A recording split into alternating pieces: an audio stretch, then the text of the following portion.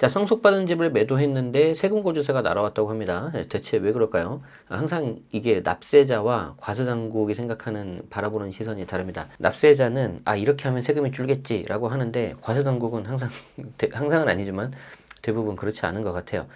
당연히 납세자 입장에서는 세금을 적게 내고 싶은 게 인지상정이고 과세당국 입장에서는 그게 반대가 되겠죠. 그럼 여기에 대해서 판가름하는 건 뭐냐면 관련된 세법 규정입니다. 그 내용들을 여러분들이 좀 잘 아셔야 될 것 같은데 어떤 건지 좀 볼게요. 파이낸셜 뉴스에서 김규선 기자님이 1월 11일자로 이렇게 이제 알려준 그런 기사입니다. 이렇게. 자, 제가 이제 광고가 좀 많으니까 광고를 좀 가리고 보도록 할게요. 주택 건물을 매도할 때 기본적으로 내는 양도세가 굉장히 복잡한데 당연히 1세대 1주택 비과세를 적용받을 수 있다고 생각해서 매도를 했지만 적용받지 못하는 경우가 빈번하다. 아까 제가 말씀드린 게 이거죠. 세상 일이 내 뜻대로 좀 잘 되지 않아요. 이 중에서 이제 상속받은 주택이나 건물 매도 때 상속세 잘못 나오는 경우 한번 보겠습니다.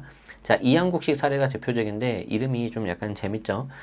이게 뭐냐면 국세청 부동산 세금 실수 사례에 나온 여기 포함된 내용이에요. 자, 어떤 내용이냐면 자, 이 씨 부친은 19년 1월 달에 10억 원에 건물을 매입했어요. 자, 취득가가 10억입니다. 그리고 이제 같은 해 4월에 사망을 해서 이 씨가 건물을 상속받았는데 관할 세무서에 부친이 매수할 때 가격인 10억을 상속과액으로 상속세 신고를 한 거예요. 그래서 관할 세무서는 10억을 상속과액으로 결정 상속세를 부과했어요.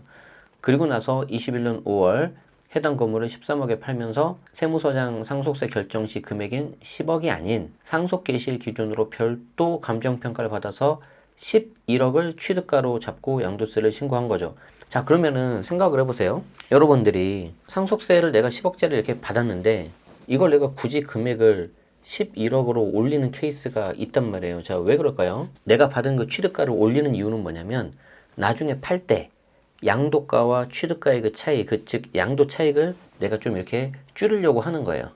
이건 뭐 세금에 있어서 양도세에 있어서 가장 기본입니다. 자, 보시면 자, 이렇게 취득가가 있고 이렇게 양도가가 있다면 이게 만약에 10억이다. 근데 양도가가 예를 들어서 13억이다. 그럼 이게 3억이잖아요. 양도 차익이. 그렇죠? 이건 뭐 너무 쉽단 말이지. 그런데 일부러 예를 들어서 내가 취득가를 11억으로 끌어올리는 경우가 있어요. 그러면 이게 3억이 아니라 2억으로 줄기 때문에 양도 차익이 줄어들고 그 결과 양도세 세부담이 줄어드는 거죠. 항상 무조건 내가 취득가를 낮게 하는 게 능사는 아니다. 이런 거를 좀 알고 계셔야 돼요. 자, 그래서 이제 별도 감평을 받아서 11억으로 취득가액을 잡고 양도세 신고했는데 그럴 경우에 5,500만 원이라는 거죠. 하지만 관할 세무서는 이를 9,300으로 정정 고지했다는 거죠. 왜? 여기 보시는 것처럼 취득가액과 매도가액간 차익이 작을수록 양도 차익이 작을수록 양도세는 줄어드는데 세무서장이 결정 경정한 가액은 바꿨다는 거예요. 너 잘못했다는 거지. 여기에 대해서는 이 금액이 최우선으로 적용될 수 있기 때문에 조심해야 된다. 자, 그러면 이제 이유는 제가 좀 이따 뒤에 보기로 하고, 자, 그럼 이제 주택을 매도할 때 양도세를 줄이는 방법은 뭐냐? 사실은 제가 이 기사를 가져온 거는 요것 때문에 가져온 거죠. 자, 우리가 세금을 줄이려면 기본적으로는 1세대 1주택 비과세 특례를 활용하는 게 최선이에요. 비과세를 가는 게 좋다. 그런데 1세대가 국내에서 주택을 2년 이상 보유하고 있다가 처분하면 실수요 목적이 있다고 인정돼서 양도가의 12억까지는 양도세를 안 내는 거죠. 이게 1세대 1주택 비과세 특례입니다. 다만 2017년 8월 3일 이후 조정 대상 지역에서 주택을 취득하면은 그때는 2년 거주 요건이 들어가요. 자, 그러면은 지금 조정 대상 지역이 어딥니까? 강남 3구와 용산 이렇게 4개 구인데 내가 취득했을 때 조정 대상 지역이라면 2년 거주 요건이 끝까지 갑니다. 즉 그때 붙은 2년 거주 요건이 나중에 조정 대상 지역이 해제가 됐다 하더라도 사라지지 않아요. 예를 들어서 내가 2021년도에 강동구에 있는 아파트를 샀다. 그러면 당시 취득 당시 조정이니까 2년 거주가 붙죠. 그런데 이 강동구가 서울 강동구가 23년 1월 5일 조정에서 해제가 됐단 말이에요. 그랬다 하더라도 2년 거주는 끝까지 가는 거죠. 자, 그러면 이제 12억까지는 그렇게 비과세를 받으면 되는데 12억이 넘는 경우는 어떻게 하냐는 거지. 12억이 넘는 경우. 자, 12억이 넘는 경우에는 이제 장기부 특별공제를 받아야 돼. 왜? 12억까지는 세금이 안 나오지만 12억 초과 부분에 대해서는 세금이 나오거든요. 그리고 이때 장기부 특별공제는 표 1, 표 2 이렇게 두 개가 있습니다. 그럼 표 1은 뭐냐? 일반적인 장특공 1년에 2%짜리. 그런데 내가 12억 고가주택이고 여기에서 내가 만약에 거주를 했다. 그러면은 최대 80%를 받을 수 있어요. 그런데 이걸 80% 받으려면 10년 이상 보유 그리고 거주를 해야 돼요. 자, 그럼 여기서 이제 여러분들이 많이 헷갈립니다. 아니, 내가 취득했을 당시에는 비조정 세상 지역이기 때문에 거주 요건이 없었다. 비과세를 받을 때. 그런데 왜 내가 거주를 해야 되냐? 아, 선생님, 그거는요. 비과세 받을 때 거주 요건이고요. 표 2 장기부 특별공제 받을 때는 무조건 조정 비조정이든 상관없이 거주를 하셔야 됩니다. 이거예요. 근데 이게 우리를 엄청나게 많이 헷갈리게 하고 힘들게 하는 그런 겁니다. 아주 예전에 개정이 됐습니다. 여기에도 이제 거주 요건이 붙는다는 거죠. 그래서 이제 그걸 내가 피하려면 상생임대주택을 받아야지 되는데, 상생임대주택도 실제로는 내가 거주를 안 했기 때문에 그냥 4%, 최대 40%까지 받을 수가 있습니다. 그래도 10년 일반적인 장특공 2%인 20%보다는 훨씬 낫죠. 좀 어렵죠. 그러니까 이제 이 장기부 특별공제가 약간 좀 종류가 다르고 여기에 이제 거주 요건이 들어가면서 이제 좀 굉장히 많이 복잡해지기 때문에 잘 모르시겠다, 헷갈린다 그러시면은, 아, 일단 내가 좀 고가주택이면 거주하는 게 유리하다. 그리고 내가 고가주택이 아닌 12억 이하다. 그러면 취득 당시 조정이냐 비조정 이것만 따지시면 된다. 자, 그런데 상속받은 주택은 조심해야 된다는 거지. 자, 왜 그러냐면 주택을 취득한 동일 가구원이 사망하기 전까지 보유 거주한 기간은 제외하고, 주택을 물려받은 사람이 이 주택을 보유 거주한 기간만 장특공을 적용받을 수가 있어요. 이게 무슨 말이에요? 자, 아버지가 5년 전에 주택을 샀어요. 그래서 아버지랑 같이 계속해서 살고 있었어.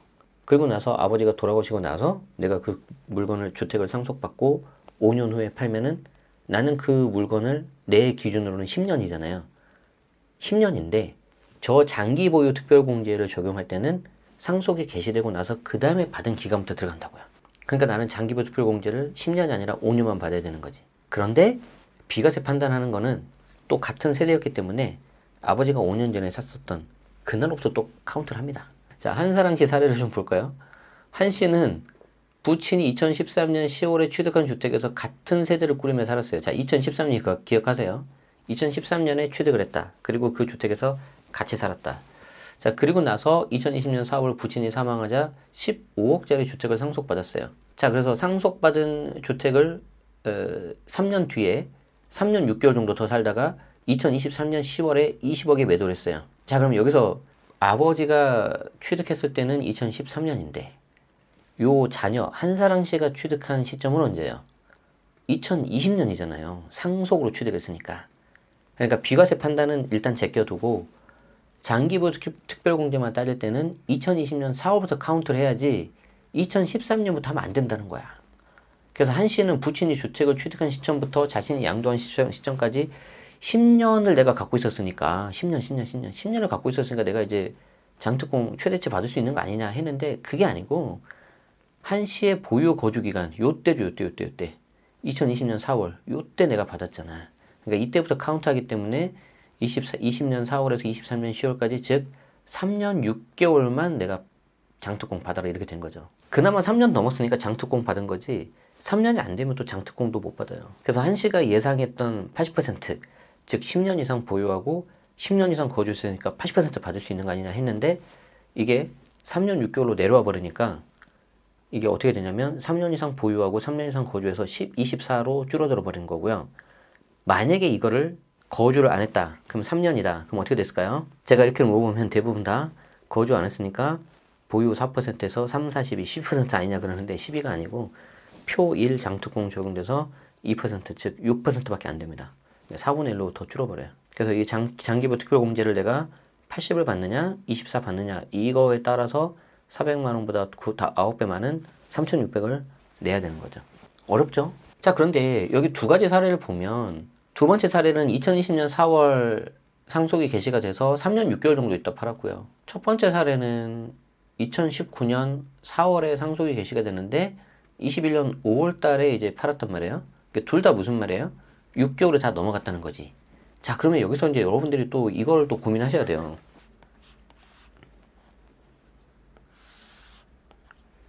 자, 내가 이때 상속이 만약에 개시가 된다고 합시다. 상속이 개시가 됐어요. 그러면 상속 개시 후 6개월 안에 해당 주택을 매각을 하면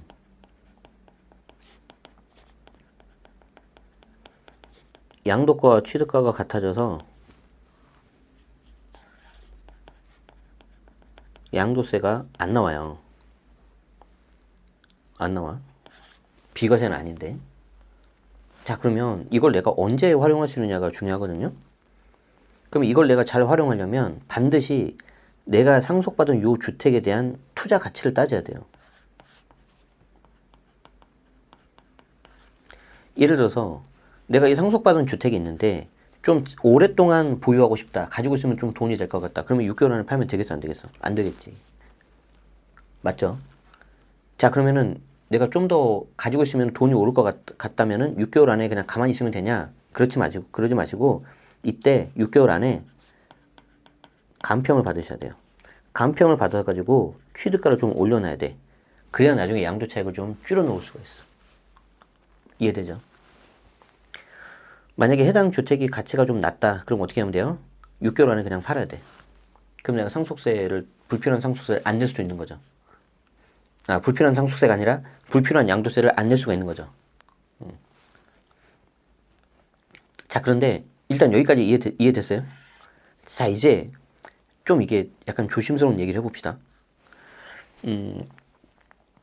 우리가 상속이 언제 개시될지는 몰라요. 그쵸? 인명은 제천이니까. 자, 그런데 이제 조금 누가 봐도 이제 좀 요양원에 계시고, 조금 이게 조만간 뭔가 좀 일이 생길 것 같다는 거죠. 자, 그러면 이때 고민되는 게 상속이 개시될 수 있는 그 주택을 내가 이때 직전에 매각을 해야 되냐 말아야 되냐 이걸 따져야 돼요. 자, 그런데 내가 이때 매각을 해가지고 양도세를 다 냈어. 비과세가 된다 하더라도 10억 넘으면 양도세 내야 되잖아요. 근데 이게 다시 부모님 명의이기 때문에 또 상속재산으로 들어가 버려. 이러면 이중으로 내가 세금 받습니다. 그럴 때는 어떻게 해야 되냐면 아까랑 똑같아요. 이 주택에 대해서 오래 가지고 있을 거냐 팔 거냐. 만약에 내가 짧은 기간에 판다면 그냥 개시될 때까지 상속 개시될 때까지 놔두고 6개월 안에 팔아버려야 돼. 그래서 양도세를 그냥 없애버려야 돼. 그렇기 때문에 결국에는 뭐예요? 상속 직전에 내가 주택을 팔 거냐 말 거냐. 상속이 개시가 됐다면 또 6개월 안에 내가 팔 거냐 말 거냐. 이런 것들을 다 따져봐야 되는데 기본은 뭐냐면 그 주택을 내가 더 오랫동안 끌고 갈 거냐 말 거냐 이걸 따져야 돼요.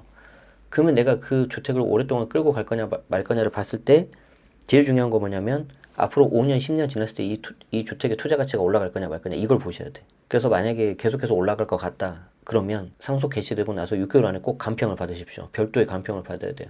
그걸 안 받으니까 첫 번째 사례에서 국세청장이 매긴 그 세무서장이 매긴 그 금액으로 세금이 나와버린 거잖아요. 그리고 앞으로 이런 일들이 더 많아질 거예요. 그래서 꼭 기준시가로만 하지 마시고 별도의 감정평가 수수료 내고 받아서 하는 게 훨씬 유리하다. 두 번째, 만약에 내가 주택 가치는 높은데 어찌됐든지 사정상 팔아야 돼. 그런데 지금 팔면 양도세가 너무 많이 나올 것 같아. 요때. 지금 팔면 양도세가 너무 많이 나올 때. 그러면 차라리 가지고 있어서 차라리 상속세를 조금 내세요. 그리고 요때 팔아버려가지고 양도세를 다 퉁쳐버려야 돼. 그래서 세무사님한테 가시면 요때 나오는 상속세하고 이때 줄일 수 있는 양도세 두 가지를 비교해 드릴 겁니다. 결국 세율 싸움이에요, 세율 싸움. 그래서 차라리 상속세가 세율이 더 낮으면 이거 상속세 내시고 이때 양도차익을 털어서 먼저 팔아서 양도세 내는 그 우를 범하시면 안 돼요. 방금 제가 말씀드리는 게 정말 수천만 원 잘하면 수억짜리 그런 상담이 될 수도 있습니다. 그래서 그런 물건 갖고 계신 분들은 꼭 이렇게 잘 하셔서 경황이 없으시겠지만 정신 바짝 차리고 6개월을 꼭 기억하시기 바라겠습니다. 아시겠죠? 고맙습니다.